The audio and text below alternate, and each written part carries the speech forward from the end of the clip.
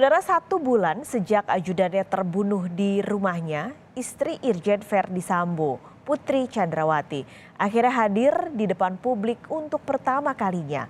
Ditemani sang anak dan kuasa hukum, Putri datang untuk menjenguk suaminya yang ditempatkan khusus selama 30 hari di Makobrimob. Saya Putri bersama anak-anak. Saya mempercayai dan tulus mencintai suami saya.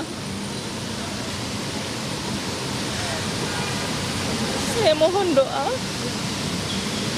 agar kami sekeluarga dapat menjalani masa yang sulit ini.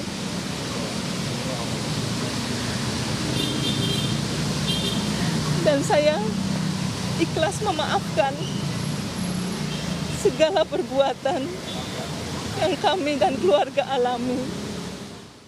Putri Chandrawati tak bisa menahan air mata. Ia memohon doa agar keluarganya bisa menghadapi masa sulit ini.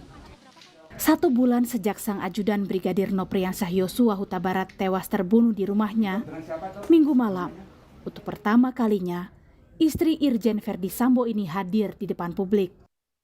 Bersama sang anak dan kuasa hukumnya, Putri awalnya ingin menjenguk sang suami yang ditempatkan di Makobrimob selama 30 hari. Namun keinginannya tidak dapat terpenuhi. Untuk membawa pakaian kepada Pak FS dan membesuk beliau. Alhamdulillah hari ini bersyukur tadi diberikan izin oleh psikolog klinis, Ibu BC tegar dan kuat untuk menjalani masa sulit ini. Dan hari ini kita berusaha untuk bertemu Pak FS, tapi belum diberikan izin. Mudah-mudahan besok bisa ketemu. Semoga dapat diberikan izin biar bagaimanapun keluarga maupun penasihat hukum bisa bertemu dengan Pak FS. Putri dan anaknya pun kembali ke rumah karena pihak keluarga belum diizinkan untuk menemui Irjen Verdi Sambo. Verdi ditempatkan khusus di Makobrimob selama 30 hari untuk melancarkan proses pemeriksaan dugaan pelanggaran kode etik. Pasalnya, mantan Kadif Propam Polri ini diduga mengambil dekoder kamera pemantau di sekitar rumah dinasnya, tempat Brigadir Yosua tewas 8 Juli lalu. Inspektorat Khusus atau Irsus Polri menilai tindakan Irjen Verdi Sambo ini tidak profesional dalam melakukan prosedur olah tempat kejadian perkara. Sebelumnya, lewat akun media sosial Facebooknya, Bibi Brigadir Yosua Roslin Emika sempat mengungkap momen spesial sang keponakan, serta tangkapan layar ucapan selamat ulang tahun dari istri Irjen Verdi Sambo untuk Yosua. Dari foto yang diunggah, Brigadir Yosua tersenyum lebar di belakang kue ulang tahun yang besar. Di hari spesial itu, Putri Chandrawati juga menuliskan ucapan ulang tahun untuk sang ajudan dalam pesan berbahasa Inggris. Inilah pesanku di hari ulang tahunmu. Hari ini, semoga apa yang kamu inginkan dan doakan terkabul. Semoga harapan itu juga membawa kebahagiaan. Dan aku sangat bersyukur memilikimu sebagai pengawal, teman dan keluarga. Anda adalah staf yang hebat. Semoga ulang tahunmu spesial seperti dirimu.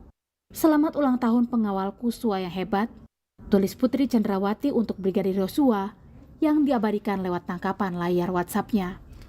Kasus tewasnya Brigadir Yosua kini memasuki babak baru. Selain Barada Richard Eliezer, polisi kembali menetapkan 1 tersangka lagi, yakni Brigadir Ricky Rizal yang merupakan ajudan istri Verdi Sambo.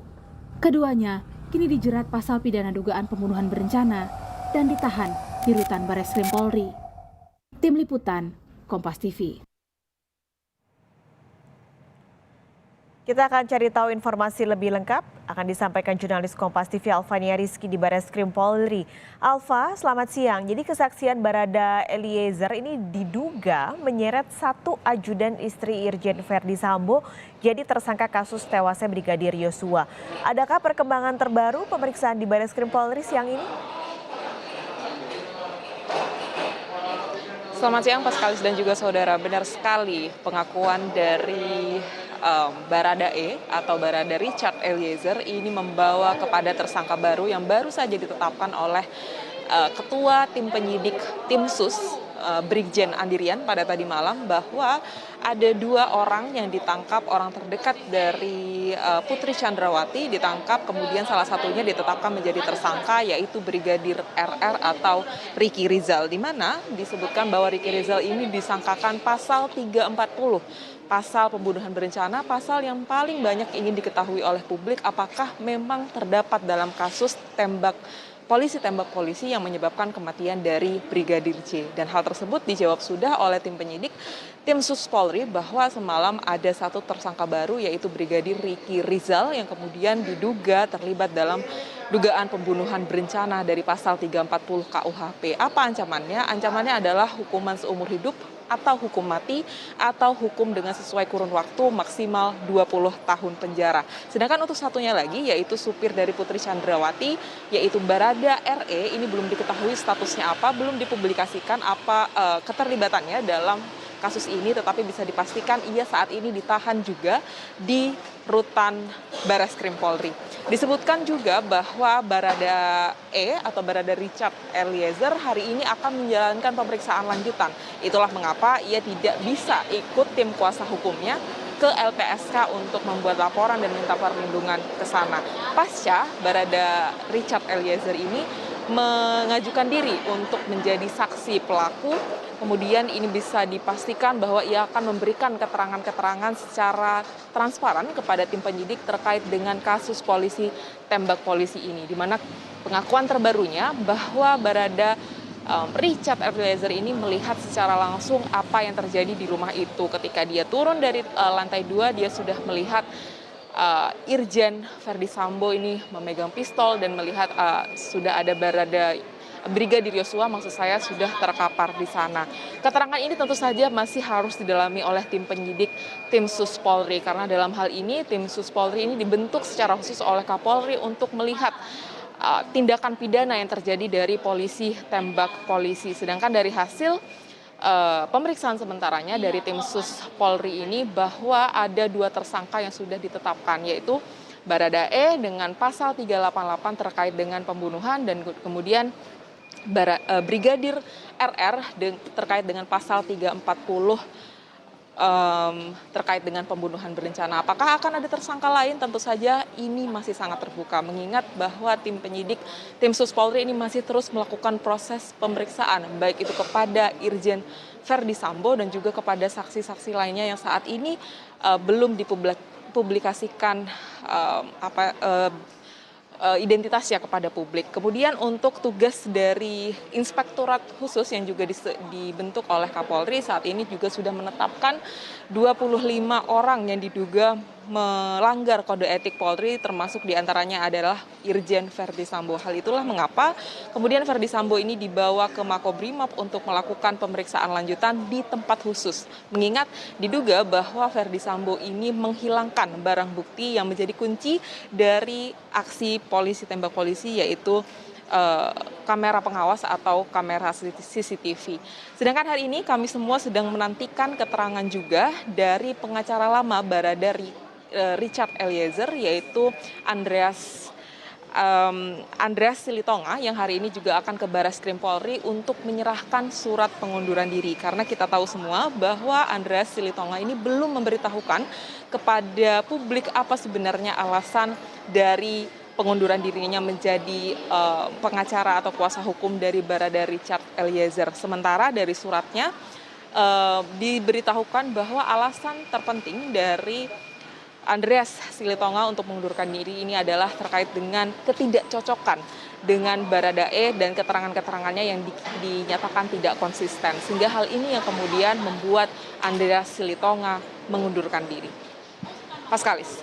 Alfa, yang juga jadi pertanyaan sebenarnya adalah kenapa polisi ini mengenakan pasal dugaan pembunuhan berencana ke Brigadir Ricky Rizal sebagai tersangka baru kasus Brigadir Yosua, Alfa? Rincian terkait dengan penetapan tersangka ini yang juga dinantikan oleh publik karena Brigjen Andirian ini baru memberikan pernyataan singkat saja semalam bahwa Penetapan tersangka terhadap Brigadir RR ini kemudian ditetapkan per tanggal 7 Agustus 2022. Tetapi jawaban normatifnya yang diketahui oleh publik bahwa tim penyidik dari tim Sus Polri ini sudah mengantongi alat bukti kuat yang kemudian mengarah kepada pengenaan pasal 340 KUHP terkait dengan pembunuhan berencana. Apa saja kemudian alat bukti yang mengarah dan menguatkan terhadap penetapan tersangka Brigadir RR ini yang juga akan dinantikan oleh publik karena informasinya bahwa tim Sus penyidik Polri ini akan memberikan atau memaparkan alasan-alasan tersebut termasuk dengan status dari Barada RE yang saat ini juga sudah ditahan di rutan Bareskrim Polri untuk kemudian bisa kita ketahui bersama apa sebenarnya statusnya. Apakah dia juga menjadi tersangka dalam pembunuhan berencana ini. Karena tentu saja dalam situasi pembunuhan berencana tidak hanya dilakukan oleh pelaku tunggal saja, tetapi ada beberapa pihak yang kemudian turut serta di dalamnya terkait dengan kasus polisi tembak polisi yang menyebabkan kematian dari Brigadir Yosua. Kita nantikan bersama, Paskalis. Alfania Rizky, kita akan lihat hari ini perkembangannya dari Bareskrim Polri seperti apa. Terima kasih jurnalis Kompas TV Alfania Rizky melaporkan.